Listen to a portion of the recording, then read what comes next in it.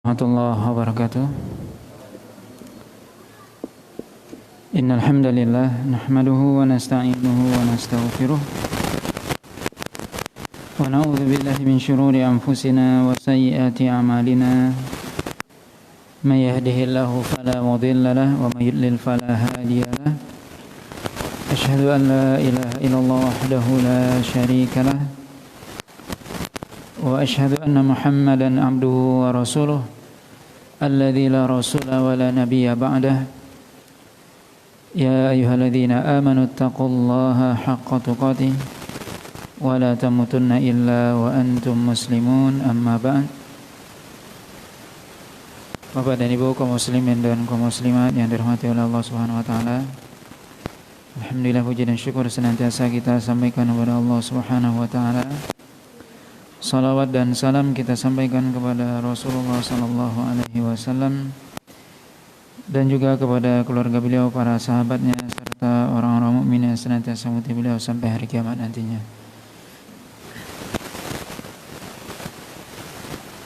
Pada malam hari ini kita lanjutkan pembahasan dari tafsir surah Al-Anfal.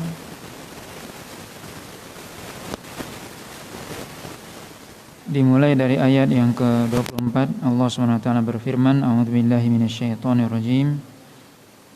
Ya ayyuhalladzina amanu istajibu lillahi walirrasul idza da'akum lima yuhyikum wa'lamu anna Allaha yahulu bainal mar'i wa qalbihi wa annahu ilaihi tuhsyarun. Wahai orang-orang beriman, maka penuhilah suruhan Allah dan Rasulnya ketika Allah dan Rasulnya memanggil kalian untuk apa yang sudah diwahyukan kepada kalian. Dan ketahuilah bahwasanya Allah SWT bisa jadi menghalangi seseorang dari keinginannya, dan sungguhnya kepada Allah lah kalian akan dikumpulkan. Bapak dan Ibu yang dirahmati oleh Allah SWT, dalam ayat yang ke-24 ini Allah SWT kembali memanggil orang-orang yang beriman untuk memenuhi seruan Allah SWT dan Rasulnya, di mana dalam ayat sebelumnya, yaitu ayat yang ke-20, Allah SWT juga memanggil orang beriman untuk taat kepada Allah dan Rasulnya. Ya ayyuhalladzina amanu atiiullaha wa rasulahu. Wahai orang beriman, taatlah kepada Allah dan Rasulnya. Maka ini dalam ayat yang ke-24 Allah SWT kembali memanggil untuk memenuhi panggilan Allah, untuk memenuhi seruan Allah SWT dan Rasulnya. Dan ini bagian dari ketaatan. Yang dikatakan taat tentunya melaksanakan apa yang diperintah dan menjauhkan apa yang dilarang. Termasuk di situ adalah memenuhi panggilan.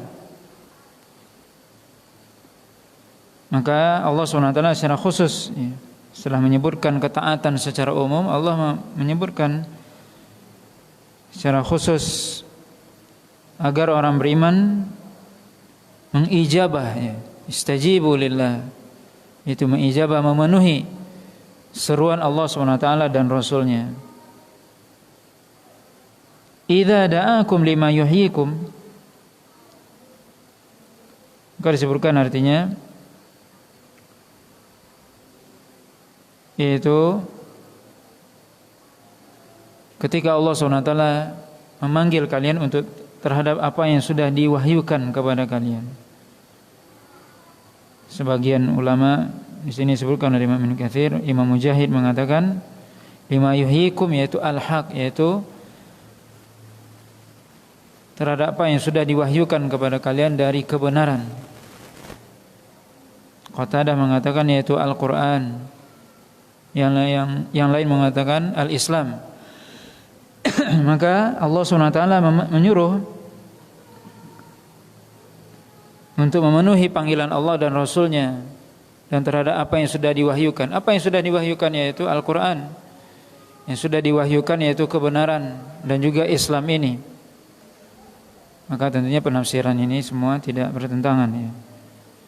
Penuhi seruan Allah dan Rasulnya ketika Allah SWT memanggil kalian terhadap apa yang sudah diwahyukan. Memenuhi panggilan maksudnya apa? Tentunya mengamalkan Islam itu sendiri, mengamalkan Al-Quran itu. Lima yuhyikum, penuhi seruan yang telah disampaikan kepada kalian, yaitu dengan mengamalkan Islam, mengamalkan Al-Quran. Wa'lamu anna Allah yahulu bainal mar'i wa qalbi. Ketahuilah bahwasanya Allah SWT yahulu artinya yamna'u, yaitu menghalangi seseorang dari hatinya. Maksudnya adalah menghalangi seorang dari keinginannya, atau juga diartikan menghalangi seorang dari kebenaran yang sudah pernah dia dengar. Maka seorang ketika sudah sampai kepadanya kebenaran, sudah sampai kepadanya Islam, Al-Quran, kemudian dia berpaling, maka setelah itu bisa jadi hatinya akan semakin jauh dari Al-Quran. Maka hatinya bisa dihalangi oleh Allah SWT dari Al-Quran atau kebenaran tersebut setelah dia mendengar, setelah dia mengetahui, tapi dia tidak mengamalkan. Makanya dalam ayat sebelumnya, ayat yang ke-21 sebelumnya, Allah SWT juga memberikan peringatan, wala takunu kalladzina qalu sami'na wa hum la yasma'un. Jangan menjadi orang yang mereka mengatakan kami mendengar padahal tidak mendengar. Maksudnya apa? Dia sudah tahu dan mendengar kebenaran tapi tidak diamalkan. Maka hati-hati, hati orang tersebut bisa dipalingkan oleh Allah SWT. Maka ini makna di antara makna yang disebutkan oleh para ulama, yahulu bainal mar'i wa qalbihi fala yastati' ayyumin. Dia tidak bisa beriman, tidak mampu beriman terhadap apa yang sudah dia dengar, terhadap apa yang sudah dia ketahui. Ketika dia berpaling.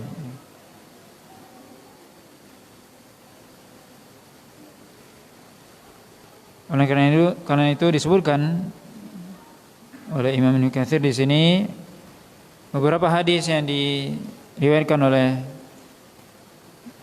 Imam Ahmad dan yang lainnya, di mana Nabi sendiri mengajarkan kepada kita doa agar senantiasa hati kita di atas kebenaran. Itu ketika mendengar kebenaran, mengetahui kebenaran, kemudian mengamalkannya, tunduk kepada kebenaran.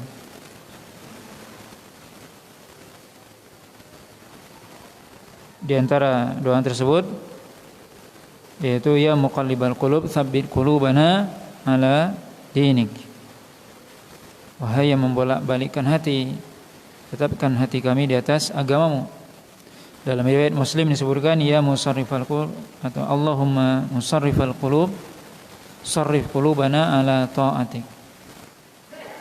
Ya Allah yang membolak-balikkan hati, yang memalingkan hati, maka palingkan hati kami kepada ketaatan kepada Engkau. Karena hati itu berbolak-balik. Mungkin sekarang dia taat kepada Allah SWT, tunduk kepada Allah. Ada kalanya dia tunduk dan taat kepada hawa nafsu. Ada kalanya dia hari ini mengenal kebenaran, mengamalkan kebenaran tersebut. Ada kalanya sebaliknya dia justru jatuh kepada kebatilan. Maka Allah SWT yang bolak-balikan hati manusia. Maka kita dianjurkan oleh Nabi untuk berdoa. Nabi mengajarkan doa ini untuk kita baca dan kita senantiasa minta kepada Allah SWT agar hati kita tetap di atas ketaatan kepadanya. Allah SWT katakan wa annahu ilaihi tuhsyarun, dan ketahuilah bahwasanya kepada Allah lah kalian akan dikembalikan. Artinya apa? Bahwasanya kita datang kepada kita seruan untuk taat kepada Allah dan Rasul-Nya, maka hendaknya kita memenuhi panggilan tersebut, mengamalkan. Dan jangan sampai kita sudah mendengar kebenaran kemudian tidak mengamalkannya. Bisa jadi nanti hati kita akan semakin jauh dari Allah SWT, dan kita akan kembali kepada Allah. Allah SWT akan melihat apa yang kita lakukan. Kita akan dikumpulkan oleh Allah SWT dan akan ditanya, bukankah sudah datang kepada kalian kebenaran, kemudian kalian tidak mengamalkan? Maka ini sebenarnya peringatan dari Allah SWT, wa annahu ilaihi tusyarun, yaitu kepada Allah kalian dikumpulkan untuk dihisab, untuk ditanya, bukankah sudah datang kepada kalian kebenaran, sudah datang kepada kalian Islam, Al-Quran, kemudian kalian tidak mengamalkannya. Kemudian ayat selanjutnya Allah SWT mengatakan wattaqu, ini juga sebuah peringatan dari Allah SWT. Wattaqu fitnatan la tusibanna alladhina zalamu minkum khassah wa'lamu annallaha syadidul iqab. Dan takutlah kepada Allah SWT terhadap fitnah yang tidak akan ditimpakan hanya kepada orang zalim saja di antara kalian secara khusus. Ketahuilah bahwasanya Allah SWT amat keras siksanya. Maka ini juga peringatan dari Allah SWT ketika kita sudah mendengar seruan Allah dan Rasul-Nya, sudah datang kepada kita kebenaran, ingat kata Allah, kalian akan dikumpulkan kepada Allah SWT. Kemudian juga ingat, hati-hati, itu adalah di akhirat, kita akan dikumpulkan. Di dunia hati-hati terhadap fitnah. Fitnah yang tidak hanya ditimpakan oleh Allah SWT kepada orang yang zalim saja secara khusus. Berarti fitnah ini kepada seluruh manusia. Maka fitnah di sini artinya adalah ikhtibar wa mihnah, artinya ujian dan cobaan, bala.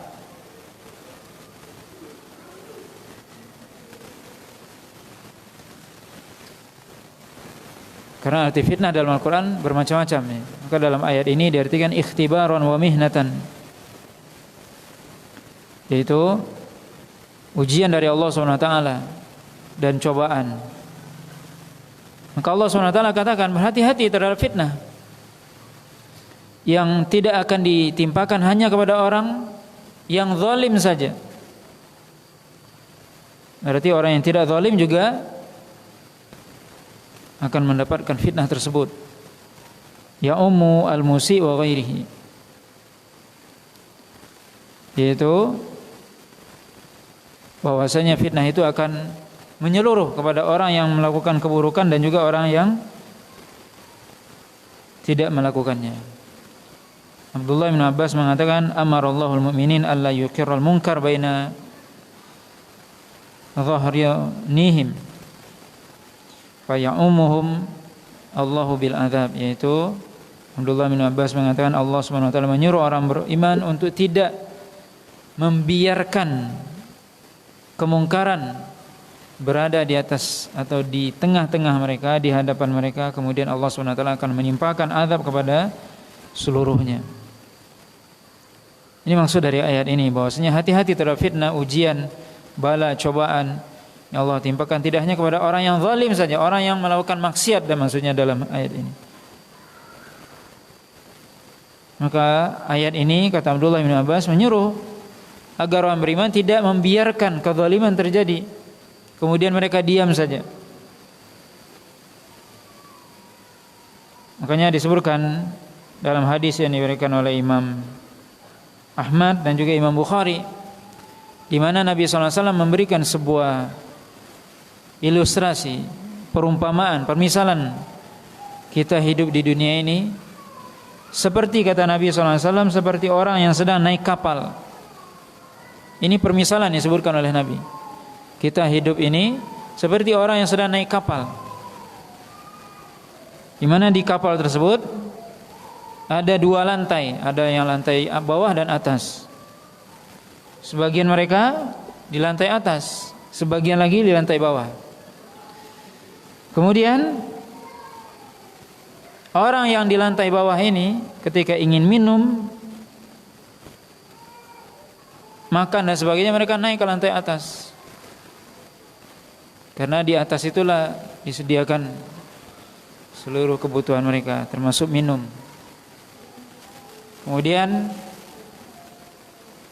di antara mereka berpikir, kalau seandainya kita tidak usah bolak-balik naik turun,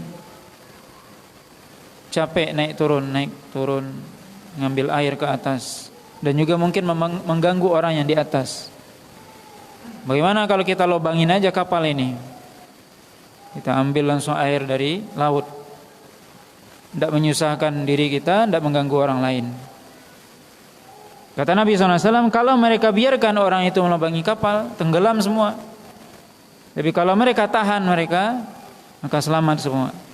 Itulah perumpamaan orang yang hidup di tengah masyarakat. Kita hidup di tengah masyarakat, kita melihat orang yang melakukan perbuatan zalim atau kemungkaran, lalu kita biarkan saja, maka tenggelam semua. Allah akan timpakan seluruh azab kepada seluruh penduduk kampung tersebut. Walaupun yang tadi orang yang berada di lantai 2 di atas enggak melakukan kejahatan, enggak melakukan perbuatan yang sia-sia, tapi dia kena imbasnya semua, tenggelam semua kapal karena air masuk.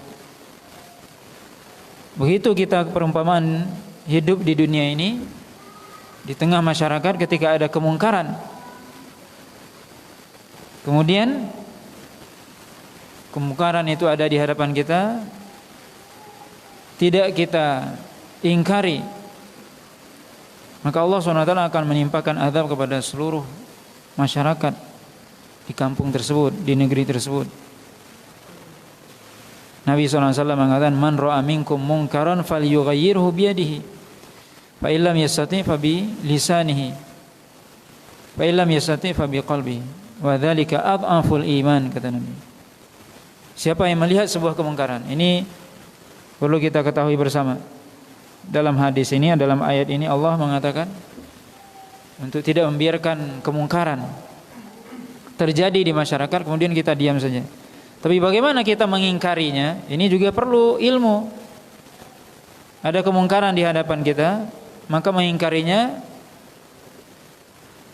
juga butuh ilmu, tidak membabi buta. Kata Nabi SAW, man ra'a minkum munkaran falyughayyirhu biyadihi. Siapa yang melihat, ro'a, kata para ulama, ro'a, dia melihat.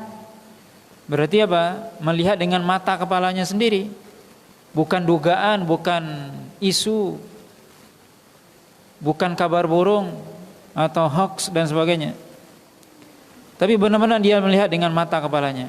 Apa yang dia lihat? Mungkaron, perbuatan yang benar-benar mungkar, disepakati oleh para ulama, bukan perkara ijtihadiyah dan sebagainya. Sepakat para ulama ini mungkar berdasarkan dalil dari Al-Quran dan Sunnah. Misalnya orang minum khamar, sepakat para ulama. Orang berzina misalnya, melakukan kesyirikan dan sebagainya, kemungkaran. Man ra'a minkum munkaran falyughayyirhu biyadihi, maka hendaknya dia merubahnya dengan tangannya. Para ulama menjelaskan siapa yang merubah kemungkaran dengan tangan, itu orang yang memiliki kekuasaan. Sahibus sultan, para sultan, orang yang memiliki wewenang dan penguasa,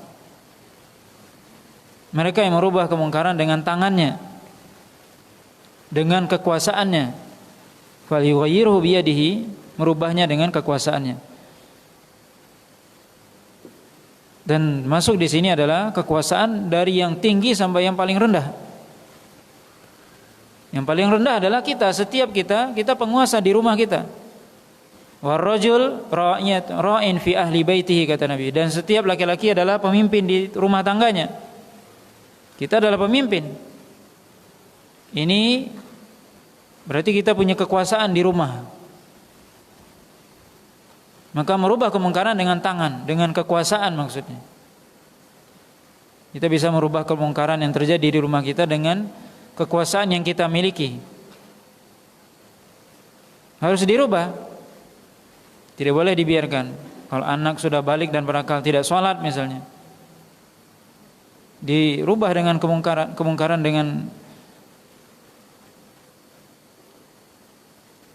dengan kekuasaan kita. Atau perempuan tidak berhijab misalnya, dirubah dengan kekuasaan. Kita bertanggung jawab. Kullukum ra'in wa kullukum mas'ulun an ra'iyatihi, kata Nabi. Setiap Anda pemimpin dan setiap pemimpin akan ditanya terhadap apa yang dia pimpin. Maka ini minimal, kita tidak bicara tentang kekuasaan yang lebih tinggi. Kita bicara minimal kita sendiri. Kita adalah para pemimpin rumah tangga. Kemungkaran yang terjadi di rumah kita, kita yang bertanggung jawab. Maka ada kemampuan kita untuk merubahnya dengan tangan, dengan kekuasaan yang kita miliki. Tentunya dengan cara yang baik. Kita merubah kemungkaran juga dengan cara yang baik tentunya. Ini yang pertama, bagi orang yang memiliki kekuasaan, dia merubahnya dengan tangan. Dengan kekuasaan dia rubah. Fal yughayyirhu, dia merubahnya. Para ulama merubah, menghilangkan. Hilangkan kemungkaran.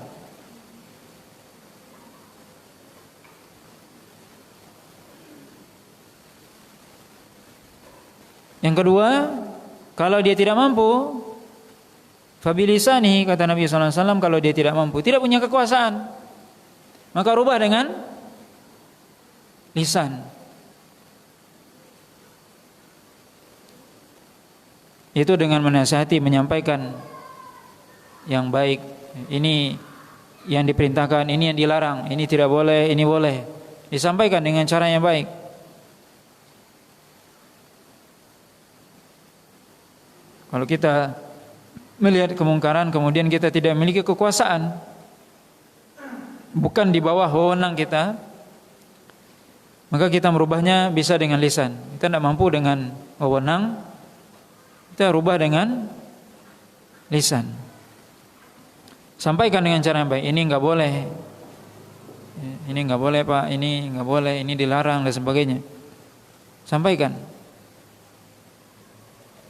Kalau kita enggak mampu juga, merasa diri enggak mampu, maka kata Nabi, fa biqalbi, maka dirubah dengan hati. Wadzalika adhaful iman, kata Nabi, itulah selemah-lemah iman. Bagaimana maksudnya merubah kemungkaran dengan hati? Para ulama menjelaskan, membenci kemungkaran tersebut, dan mestinya memang setiap muslim tidak suka terhadap kemungkaran. Pasti hatinya benci kepada kemungkaran. Kalau ada seorang muslim, seorang mukmin suka dia terhadap kemungkaran, berarti ada yang salah dari imannya. Ada yang salah dari keislamannya.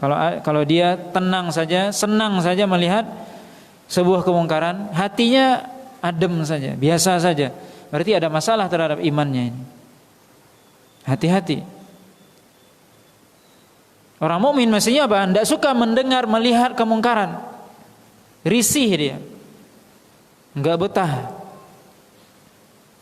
Lalu bagaimana? Dia tidak punya kekuasaan, tidak mampu merubah, tidak bisa juga menyampaikan, tidak punya kekuatan atau kemampuan untuk menyampaikan, atau tidak berani menyampaikan.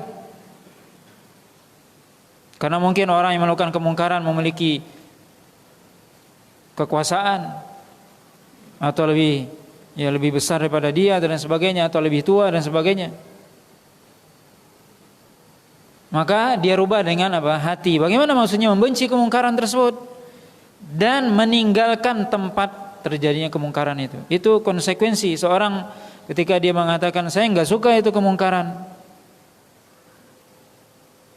Hatinya menolak, kemudian dia juga meninggalkan tempat itu. Enggak boleh seorang mengatakan, oh saya enggak suka kemungkaran ini, tapi dia duduk aja di situ.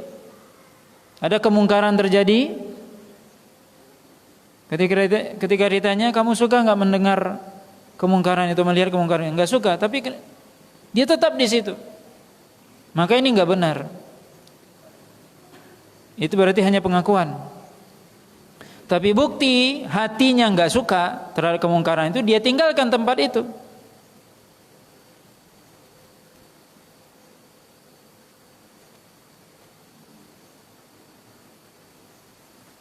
Maka ini sebuah pengingkaran dengan hati. Ketika seorang tidak mampu merubah kemungkaran dengan kekuasaannya, dengan lisannya, dirubah dengan hatinya. Tinggalkan tempat maksiat tersebut. Kata Allah SWT, "Fala taqudu mahum hatta yakhudu fi haditsin ghairih." Jangan duduk bersama mereka sampai mereka merubah pembicaraannya dengan pembicaraan yang baik. Artinya kalau ada kemungkaran, orang membicarakan ghibah dan sebagainya, tinggalkan sampai dia merubah topik pembicaraan atau membicarakan hal-hal yang lain yang itu isinya adalah maksiat. Tinggalkan.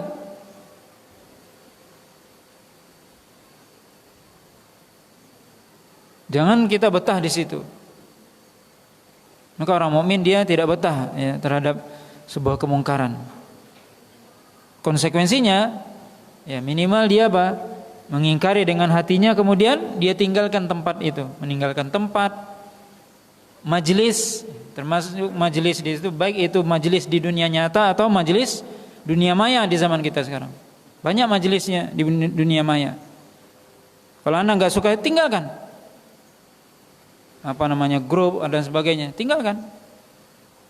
Kalau kita nggak mampu, justru hati kita malah kotor di situ karena banyaknya pembicaraan yang buruk dan sebagainya, kita nggak mampu di grup-grup dan sebagainya, tinggalkan grup itu.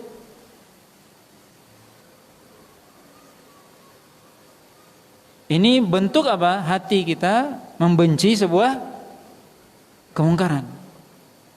Itu konsekuensi.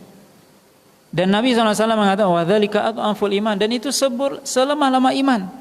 Itu lemah imannya ketika dia hanya bisa mengingkari dengan hati. Itu lemah iman. Artinya apa? Di belakang itu, selain itu, di bawah itu enggak ada lagi iman berarti. Itu paling lemah. Adhafu itu artinya selemah-lemah, paling lemah imannya. Berarti kalau dia tidak mengingkari, dia tetap enjoy di situ, berarti apa? Enggak ada iman berarti lagi. Pengakuan dia mengatakan saya enggak suka tapi dia tetap di situ, itu hanya pengakuan sebatas pengakuan ya. Tidak ada iman. Maka iman itu tentunya ada konsekuensinya. Konsekuensinya enggak suka pada maksiat, perbuatan yang dilarang oleh Allah SWT. Maka ini maksiat yang kita lihat ataupun kemungkaran yang kita lihat, kita dengar, hendaknya kita rubah sesuai dengan kemampuan kita, dengan kekuasaan, dengan lisan ataupun dengan hati kita. Sini juga disebutkan oleh Imam Ibnu Katsir hadis yang diriwayatkan oleh Imam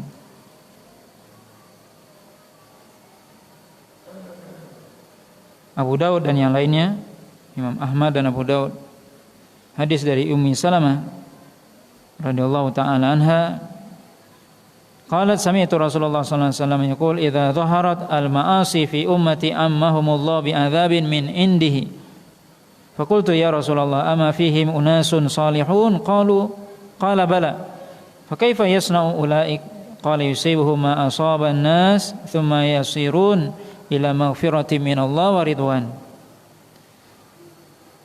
Ummu Salamah istri Nabi sallallahu alaihi wasallam berkata, saya mendengar Rasulullah sallallahu alaihi wasallam bersabda, kalau perbuatan maksiat itu sudah muncul, sudah tampak, merajalela ya, di tengah-tengah umatku, kata Nabi, maka Allah SWT akan memberikan azab secara keseluruhan kepada mereka, kepada umat tersebut, kepada penduduk tersebut. Kemudian aku bertanya, kata Ummu Salamah, wahai Rasul, bukankah di antara mereka, di antara orang-orang dalam penduduk negeri tadi yang melakukan maksiat dan sebagainya tadi, ada orang-orang soleh? Ada mereka orang-orang soleh. Benar, kata Nabi. Lalu bagaimana dengan mereka? Kata Nabi SAW, maka Allah SWT akan menimpakan azab kepada seluruh mereka. Kemudian orang-orang soleh tadi akan mendapatkan ampunan dari Allah SWT. Maka di sini bisa kita lihat bahwasanya secara umum di dunia semuanya dapat azab. Tapi di akhirat berbeda. Orang yang melakukan maksiat dia akan dihisab oleh Allah SWT, dia akan mendapatkan azab dari Allah. Adapun orang yang sudah orang-orang yang soleh di antara mereka, maka mereka diampuni oleh Allah SWT. Tapi tentunya di sini dia berusaha untuk mencegah perbuatan maksiat tersebut. Oleh karena itu disyariatkan untuk hijrah dan sebagainya. Ketika seorang tidak mampu merubah maksiat yang terjadi, ini karena dikhawatirkan dia akan juga kena dampak dari maksiat tersebut, di mana Allah SWT akan memberikan azab tersebut kepada seluruhnya, seluruh orang yang ada di situ.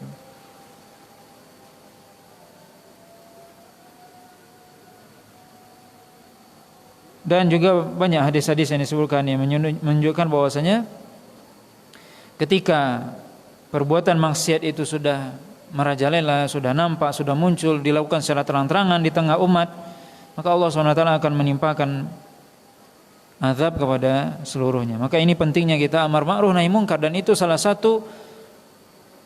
satu keutamaan dari umat ini, di mana umat ini diperintahkan untuk amar ma'ruf nahi munkar, mengajak orang kepada yang ma'ruf, mengajak orang untuk melakukan ketaatan kepada Allah SWT dan mencegah dari perbuatan yang munkar.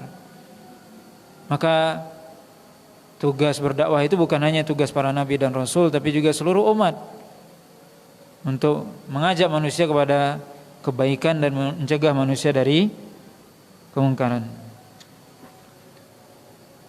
Nah, Bapak dan Ibu yang dirahmati Allah SWT, mungkin sampai di sini kita bahas pada malam hari ini. Mudah-mudahan bermanfaat, dan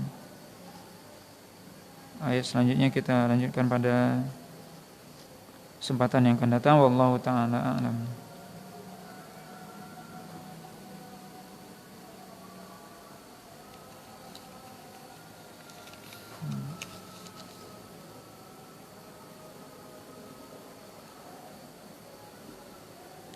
Bagaimana menetapkan hati di atas kebenaran padahal kita masih bermaksiat? Di satu sisi kita juga melakukan ketaatan, dan bagaimana kita bisa selalu menangis atau khusyuk beribadah kepada Allah SWT. Nah, bagaimana supaya tetap hati di atas kebenaran? Tentunya ya berusaha. Salah satu usaha adalah kita berdoa kepada Allah SWT, sebagaimana doa yang diajarkan oleh Nabi tadi. Banyak kita berdoa agar senantiasa hati kita dituntun oleh Allah SWT di atas kebenaran, di atas ketaatan. Karena hati itu kata Nabi SAW dalam hadis yang lain, qulubul ibad baina asabi' min asabi'ir rahman, atau baina usbu'aini min asabi'ir rahman, yaitu hati hamba atau hati manusia ini di antara dua jari dari jari Allah SWT. Yuqallibuha kaifa yasha. Allah SWT membolak-balikkan hati itu sesuai dengan yang Dia kehendaki. Maka kita berdoa kepada Allah SWT, dan ini adalah usaha. Doa merupakan usaha, dan itu yang paling utama dan pertama, ya. Senantiasa kita berdoa kepada Allah agar senantiasa hati itu berada di atas ketaatan kepada Allah SWT. Yang kedua juga tentunya yang bisa membantu agar kita senantiasa berada di atas ketaatan kepadanya, yaitu senantiasa kita berusaha mengamalkan apa yang kita dengar dan kita ketahui. Kita mendengar suatu kebenaran, amalkan, harus diusahakan agar hati itu terbiasa dengan ketaatan. Maka ketaatan itu harus dibiasakan dan harus dilawan hawa nafsu, untuk terjerumus kepada perbuatan yang bermaksiat kepada Allah SWT. Kemudian juga yang ketiga, bagaimana seorang dia bisa mencari teman atau lingkungan yang soleh, dan itu juga yang sangat membantu. Bagaimana kita bisa senantiasa taat? Ya, salah satu yang membantu adalah teman atau lingkungan yang baik, Dimana kalau kita tinggal di tempat yang baik, lingkungan yang baik, maka kita sedikit banyaknya akan terpengaruh dengan kebaikan tersebut. Tapi kalau kita tinggal di tempat yang buruk, sedikit banyaknya juga kita akan terpengaruh. Maka lingkungan juga memiliki peranan yang sangat penting untuk menjaga ketaatan kepada Allah Subhanahu wa taala.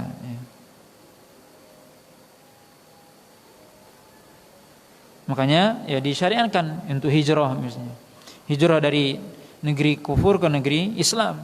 Kenapa? Dikhawatirkan orang yang Islam tinggal di negeri kafir, dikhawatirkan Islamnya, imannya bisa hilang di situ.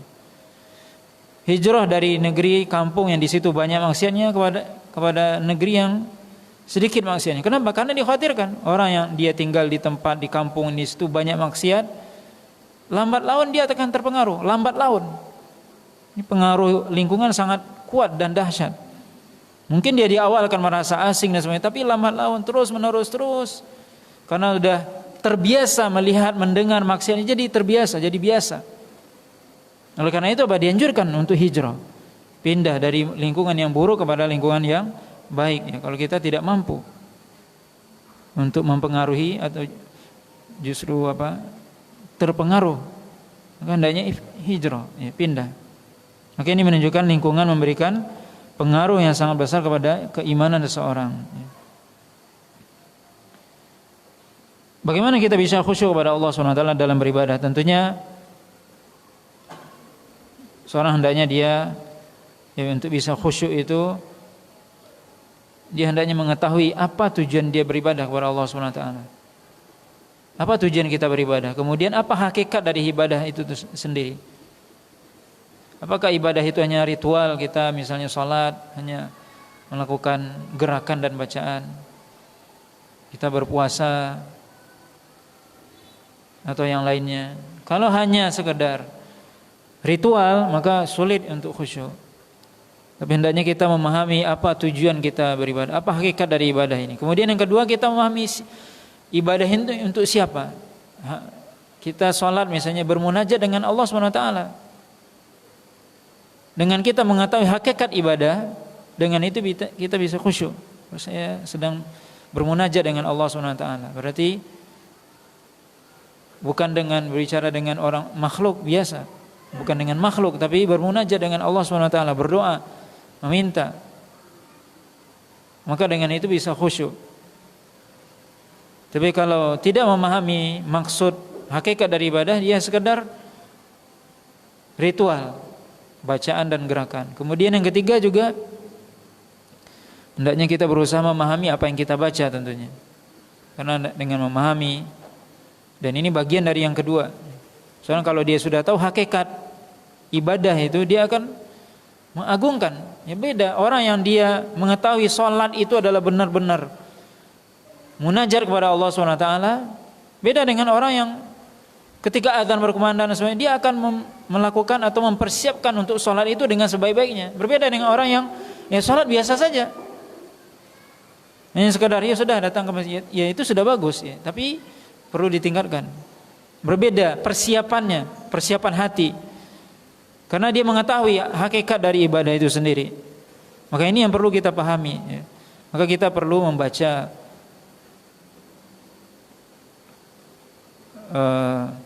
kitab-kitab atau buku yang berkaitan dengan ibadah, ya, hakikat dari ibadah dan sebagainya, sehingga kita bisa khusyuk dalam ibadah itu sendiri.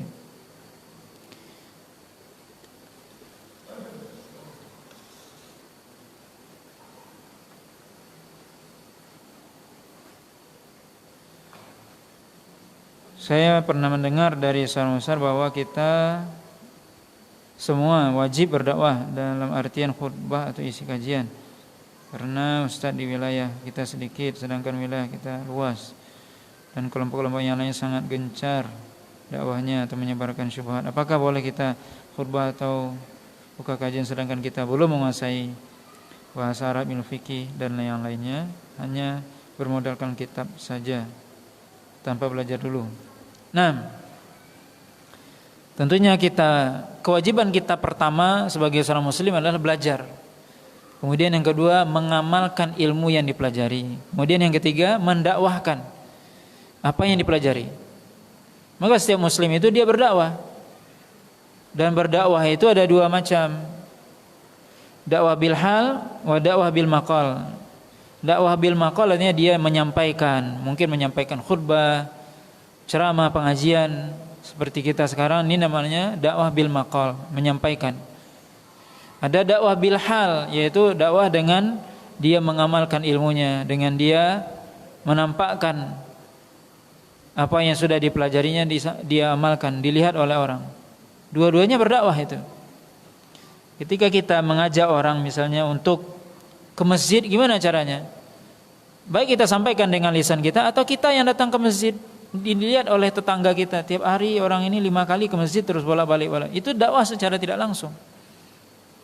Tapi kalau kita ngajak orang pergilah ke masjid, kita di rumah baik, nah itu enggak. Tapi dengan kita ke masjid, itu sudah dakwah secara tidak langsung. Kita mengajak orang untuk berkata yang baik, jujur dan sebagainya. Kita yang jujur, kita yang berkata yang baik, itu dakwah secara tidak langsung. Maka kita sebagai seorang muslim, kita belajar, kemudian kita mengamalkan ilmu, dan mengamalkan ilmu itu bagian dari dakwah. Adapun menyampaikan, tentunya menyampaikan itu juga perlu ilmunya.